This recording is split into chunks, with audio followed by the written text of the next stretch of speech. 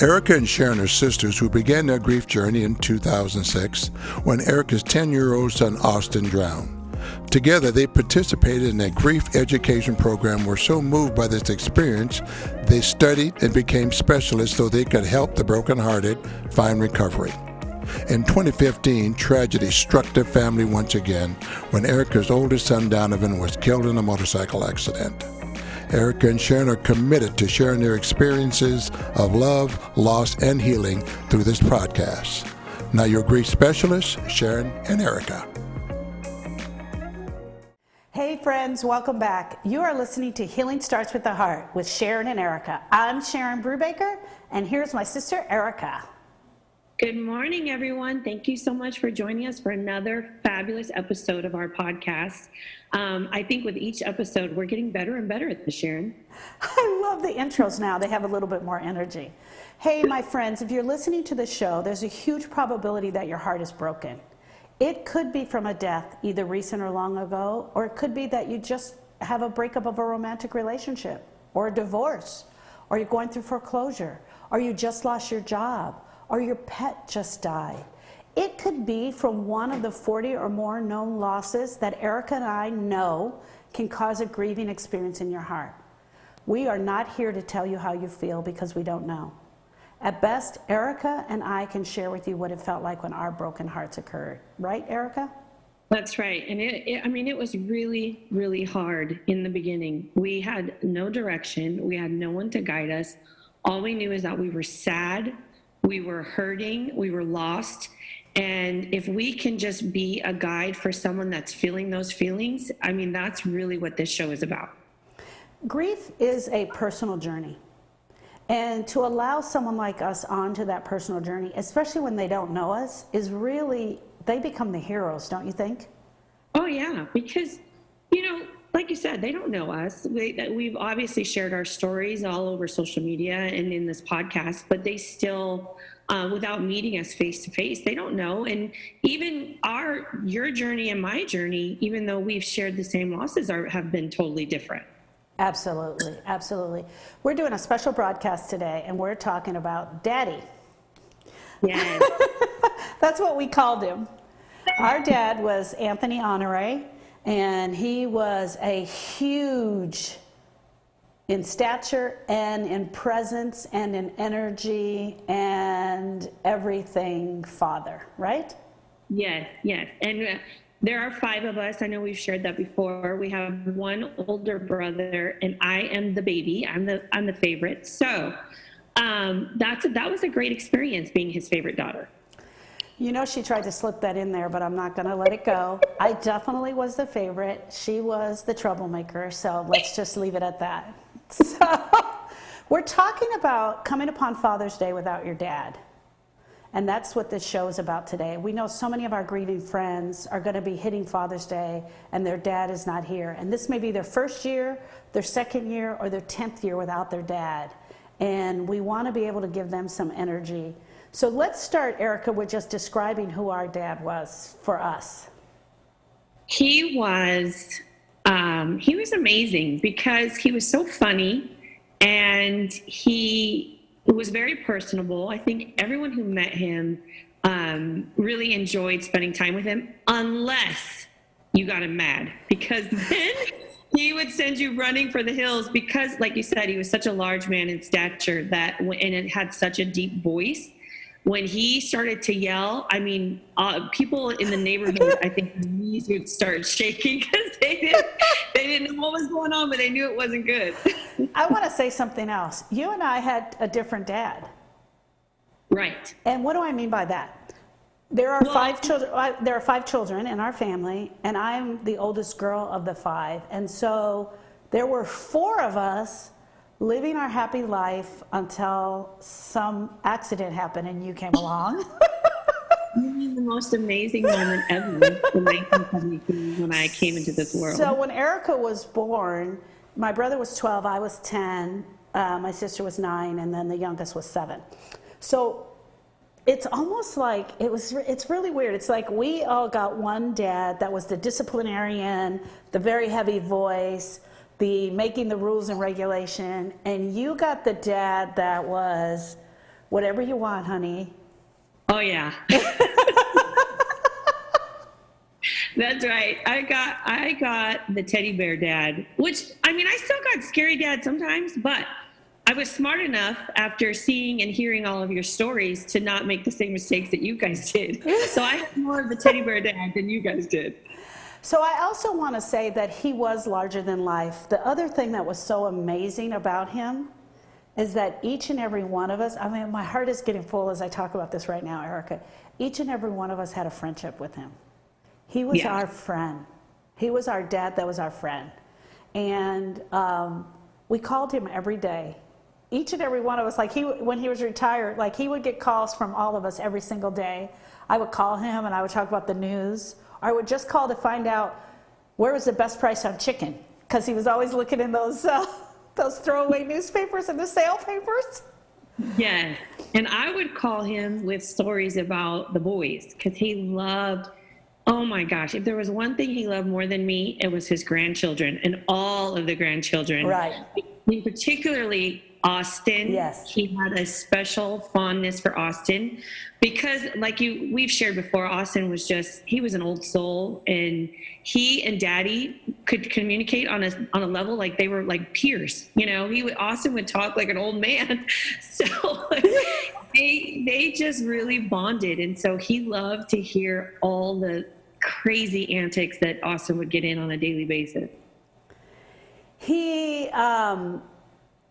was the center of our life, and he was also the nucleus of this family, and everything happened and centered around him. So whenever there was a holiday, it was whatever he wanted to do. And he drove me absolutely crazy with 3 weeks before talking about what he wanted to cook and how we were going to cook it, which I don't know why we had to keep going over the same recipe for Thanksgiving, because we always made the same things over and over again.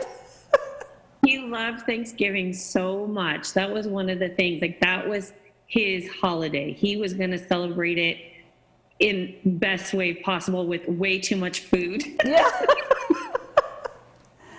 So we would gather around for Thanksgiving, 4th of July, his birthday. Also, that was the other thing that was really important to him.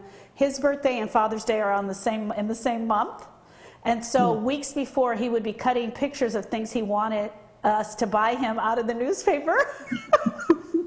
Go ahead. And no matter what we bought, it was always the wrong thing, I felt like. It was always the wrong thing. Or the person who came up with the stupidest gift was always got the best accolades from him, because one year I got him batteries for his video camera, because he loved using the video camera, and Keith got him an electric envelope opener. And he thought that was the best gift ever, and he would go around opening envelopes all the time after that. And Keith was like, don't you wish you had thought of that? Oh my God, he was so great. He was so great. And I'm so glad we're doing this, because, you know, mostly we talk about Don Austin all the time. So it's like people don't even know that we've lost our dad. So I think this is going to be a good show for people to listen to, because he was amazing. Yes, he was absolutely amazing. And 5 years ago on Thanksgiving, he did us the favor of dying on Thanksgiving, or actually the night of, right? Yeah. It didn't do us a favor, but I'm just saying he wanted us to always remember him. There was one night where we stood around his bed just before he passed away. And I'm telling this story to say this. All 5 of us were there with some of the grandchildren, but in that room, we were all losing a different dad. We were all having a unique and individual experience with that loss of him, because we were all losing a different person. Our mother was losing her husband and friend. And even just you and I'm the oldest daughter. I took care of paperwork, did doctor's appointments. He would call me really short. He would go like this, Sharon. And he would say it really loud and short. And I would answer questions for him and took care of business for him. My sister, who is a nurse practitioner, was losing her patient. She took care of him medically and his diet and food. Charlene worked for him. She was losing her boss. You were the apple of his eye and the baby girl. And Keith, being the brother and the only son, like we all stood around that bed losing a different dad. You ever realize that? Yeah, it wasn't until I think you and I talked about, we were sharing that experience of like couples who lose, a child. And that was when it opened my eyes to, oh my gosh, it goes for parents also. You have a different parent. So yeah, it was not immediately. I didn't realize that. It was a while after. I often share this story when I'm teaching grief recovery, that how we all stood there saying goodbye to him, and yet each and every one of us were losing a different part of him. The grief recovery has really helped me to make it so that I can have these conversations about him. I think about him so much. I always remember, one of the things I always remember is he always yelled that no one ever put enough onions in anything. Y'all never put enough onions in anything. And so every time I'm cutting an onion, that thought comes to my head. I guess he wants me to put more onions in, I guess. And I'm the opposite. He's the reason I definitely don't use enough onions because I can't stand it. So that first year without him, I really want to sit here and say that Father's Day wasn't the part that was the hardest. The first year without him, because he died on Thanksgiving, and I think because Austin died on Father's Day, we also celebrate that life and then the Father's Day. But I think the first Thanksgiving was even the hardest for us. It was the worst. Yes, that is so true. I will absolutely agree with you. Like you said, I think Austin ruined Father's Day for us a long time ago when he left us in 2006, because it was Father's Day weekend. So there was always a kind of damper on Father's Day anyway from that point forward. But the first Thanksgiving was so hard. Lewis was going hunting because he hunts. So he was leaving. I couldn't get to California and I was miserable. But one of the things he did for me was he brought Charlene here.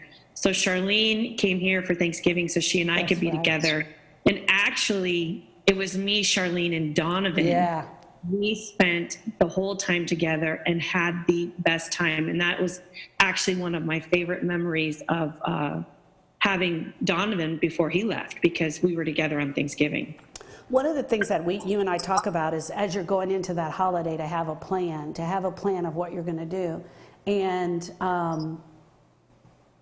that Thanksgiving, that first year, this is supposed to be the Father's Day show, but it's becoming a Thanksgiving show.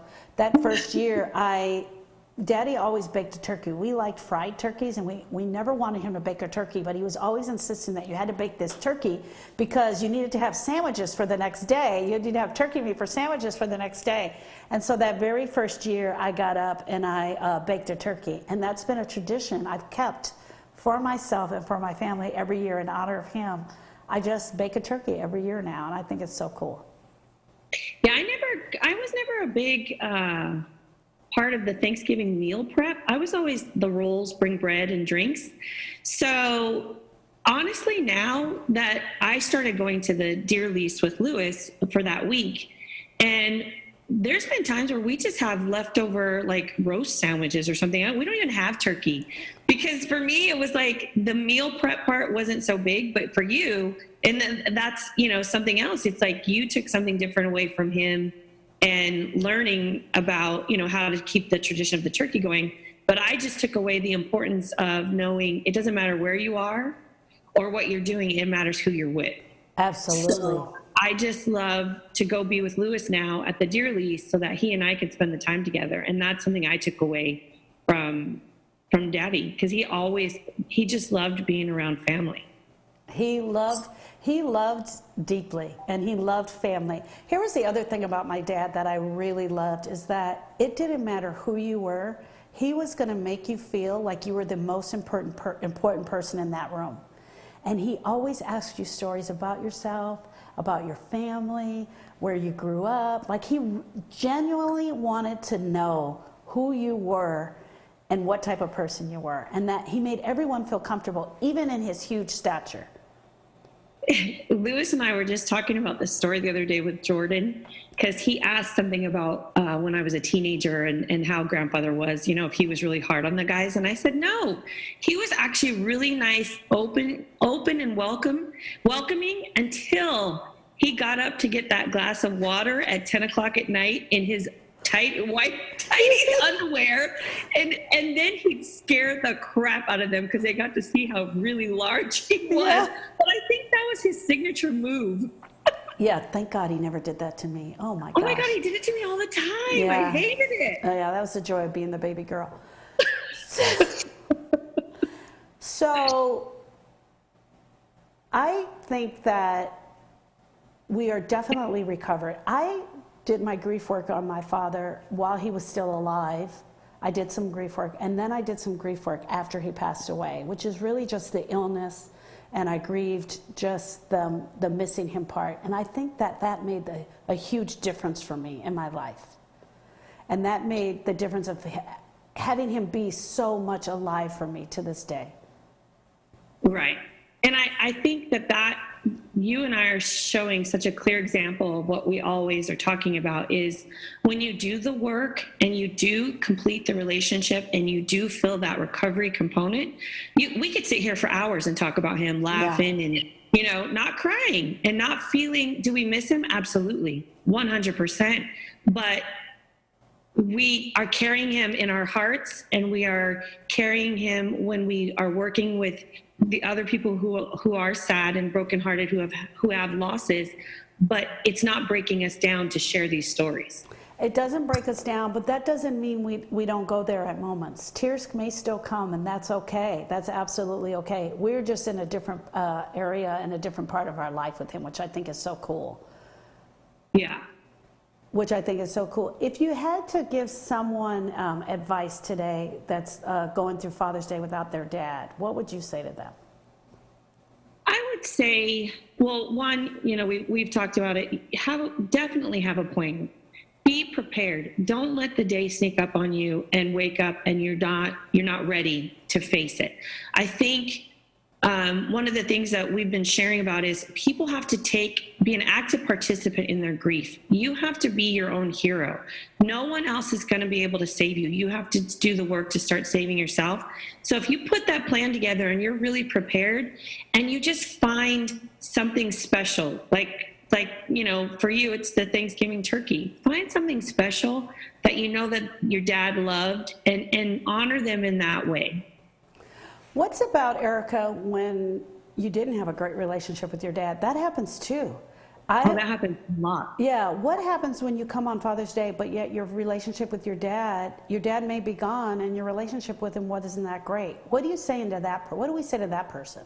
For that person, I would say be kind to yourself. Yeah. Because relationships are not perfect. There is no guarantee that everyone is going to have a dad like we had, So be kind to yourself and honor yourself in a special way, because you need comfort of a different manner. You know what I mean? Yeah. Your memories are not going to be rosy and cheerful. They may be sad and dark. So do something special for you to take care of you that day. I love that advice. That's like the best advice. I want to let you know also, if your relationship with your dad wasn't that great, it is also even more reason why you should do the grief work. Even more reason. Because it's all the things that were left unsaid and unfinished that's coming up for you now. That's the part that's killing you. And you can act like it was okay, and you can function every day like it was okay, but I know for a fact, after working with Eric and I, working with hundreds of grievers, that it's breaking you apart day by day, minute by minute. Oh yeah. And there's forgives that have to be done, whether you need to forgive yourself for maybe something you said or forgive your dad for something that he said. So forgiveness is a key component to really freeing yourself and freeing your heart from the pain. Absolutely. I want to say happy Father's Day to all the dads out there. Happy Father's Day to all the dads that this is their first Father's Day. Happy Father's Day to all the parents that have multiple kids. Happy Father's Day to all of the dads that don't have their kids today. We did a special on that today as well. Want to let you know that we're thinking about you and we're here with you, and we know that these holidays can be a grieving experience. What's your final thought, Erica? My final thought is, enjoy your day. Enjoy your time as best you can. And it's okay to have sad moments today. It's okay if something is pulling at your heartstrings and you break down. That's okay too. Erica, tell our friends where they can find us. They can find us at sisters@healingstartswiththeheart.com. They could find us on iTunes, Spotify, SoundCloud. And they could also find us on Facebook at Healing Starts with the Heart. And you can find us at healingstartswiththeheart.com on our website. Thank you so much for allowing us in for these few moments. We are here for you, whatever you need. Bye. Thank you.